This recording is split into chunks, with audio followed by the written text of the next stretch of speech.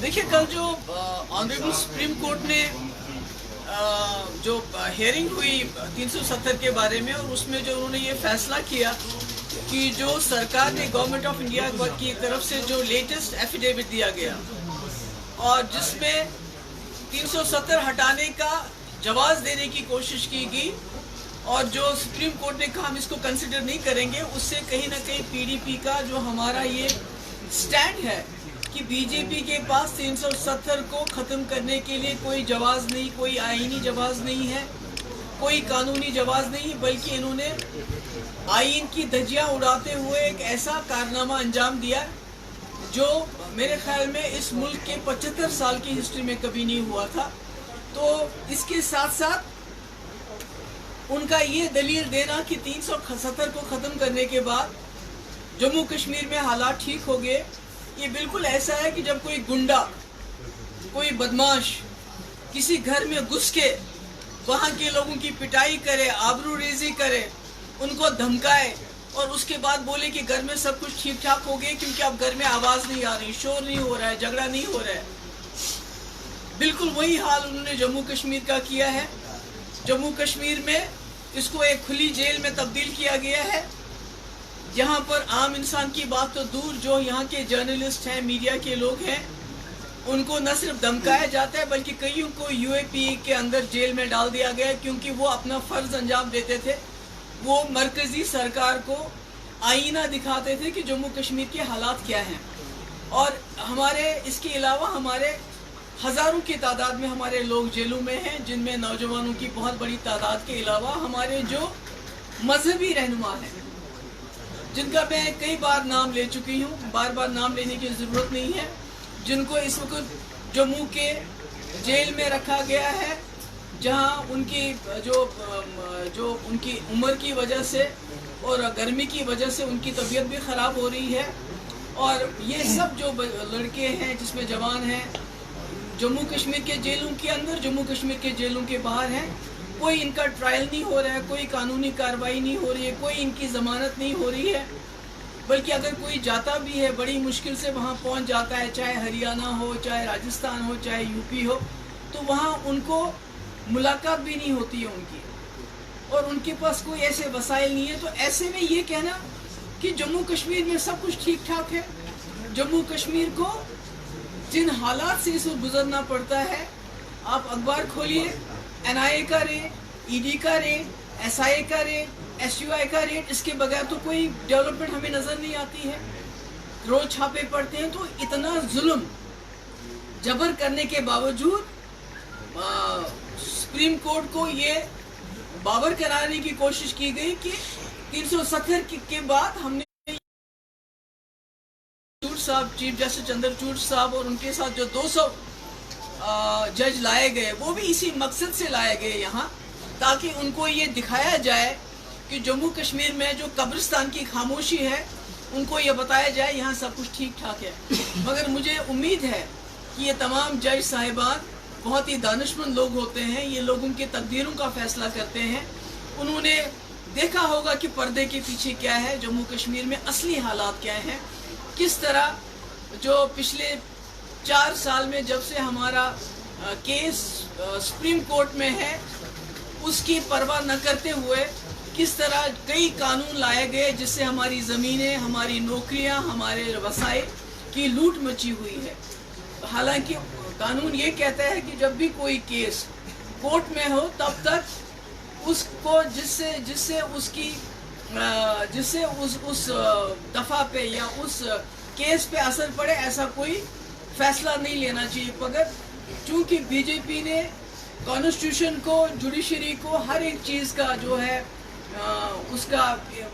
मुखालफत करने का बेड़ा उठाया हुआ है, क्योंकि जब पार्लियामेंट में 2019 में कॉन्स्टिट्यूशन को बरतरफ करते, वो कॉन्स्टिट्यूशन जिसने जम्मू कश्मीर के लोगों को 370 अपने आइन के अंदर दिया हुआ है, उन्होंने सुप्रीम कोर्ट की भी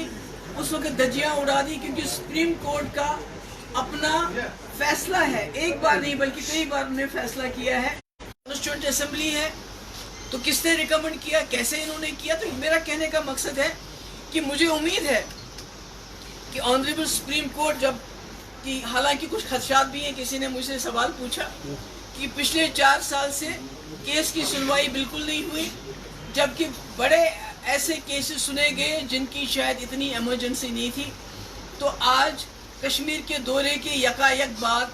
केस की सुनवाई होना, और वो भी ये फैसला होना कि 2 अगस्त के बाद रोज़मर्रा इनकी सुनवाई होगी, तो कहीं ना कहीं ये खदशात पैदा होते हैं कि कहीं जो बीजेपी जो जाल बिछाया है, उन्होंने पूरी दुनिया को पहले G20, उसके बाद जजेस को लाया गया जम्मू कश्मीर के कब्रिस्तान की खामोशी दिखाने के लिए, कहीं वो कुछ और तो नहीं, पर्दे के पीछे कुछ और तो नहीं हो रहा है। पर मुझे उम्मीद है जस्टिस चंद्रचूड़ पे, आई थिंक उनकी जो इंटेग्रिटी है वो दैट इज़ अनक्वेश्चनेबल जो हम देख रहे हैं। मुझे उम्मीद है कि जो पास्ट में हुआ है, कई ऐसे फैसले दिए गए जिसमें कॉन्स्टिट्यूशन को बरतरफ करके, कानून को बरतरफ करके, सिर्फ आवाम के जज्बात, कलेक्टिव कॉन्शियस को सेटिस्फाई करने के लिए कुछ जजमेंट्स दी गई हैं, और उसके बाद वो लोग पार्लियामेंट में पहुंच गए वो जजेस। तो मुझे उम्मीद है कि जस्टिस चंद्रचूड़ जो है वो अवाम के जज्बात की अगर कदर करनी है तो फिर जम्मू कश्मीर के लोगों के जज्बात की कदर करना पहला उनका फ़र्ज़ बनता है, क्योंकि 370 हमारी शनाख्त की, हमारी ज़मीनों की, हमारे रहन सहन की गारंटी था। मगर मैं सोचती हूँ कि मेरा ये मानना है कि जो भी जुडिशरी होती है उनको कॉन्स्टिट्यूशन और कानून की पासदारी करनी है। तो मुझे उम्मीद है जब वो कानून की पासदारी करेंगे, हिंदुस्तान के आईन की पासदारी करेंगे, तो फैसला ज़रूर कानून के हक में, इंडियन कॉन्स्टिट्यूशन के हक में देंगे, न कि कलेक्टिव कॉन्शियस। और जो हमने पहले देखा है, मैं उन जजमेंट्स का नाम नहीं लेना चाहती हूँ जहाँ ये कहा गया चूँकि सबूत नहीं थे, कोई कानून नहीं था, मगर ये कहा गया क्योंकि लोगों की कलेक्टिव कॉन्शियसनेस को सेटिस्फाई करना है, इसलिए हम ये फैसला देते हैं। मुझे उम्मीद है इस बार ऐसा कुछ नहीं होगा, बल्कि जो फैसला होगा वो हिंदुस्तान के, और हम जम्मू कश्मीर के लोग कुछ नहीं चाहते हैं। हम चाहते हैं कि हिंदुस्तान उसकी शनाख्त को बचाने के लिए हम आपको कुछ सेफ गार्ड्स दे रहे हैं, कुछ गारंटीज दे रहे हैं। तो जिस तरह बीजेपी ने उन गारंटीज को हटा दिया, कॉन्स्टिट्यूशन को सबवर्ट किया, मुझे उम्मीद है कि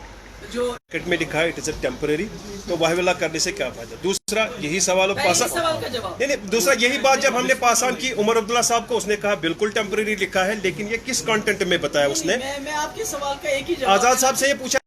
खुद संपत प्रकाश में, खुद प्रेमनाथ कोल, विजय लक्ष्मी जा के केस में ये खुद बताया है कि जम्मू कश्मीर के 370 को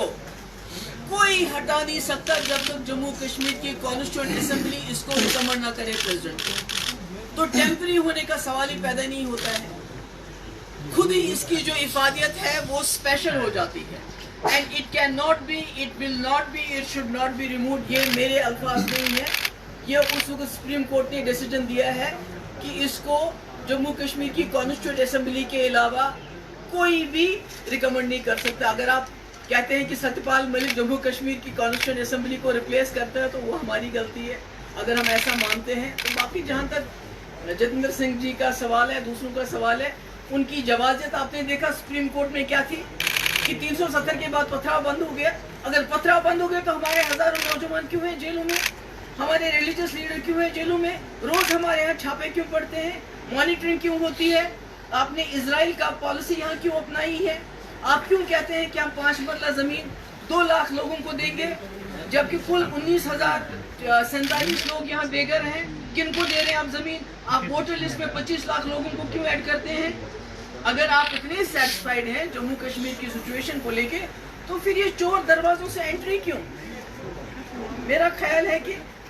हम ऑनरेबल सुप्रीम कोर्ट पे छोड़ते हैं कि वो क्या इस मुल्क की कॉन्स्टिट्यूशन की पासदारी करेंगे या खुदा ना खास्ता कुछ क्या ये इलेक्शन से पहले ट्रम्प कार्ड हो सकता है, इलेक्शन से पहले ट्रम्प कार्ड हो सकता है। अभी तो आज का मसला यही है, आज का मसला यही है।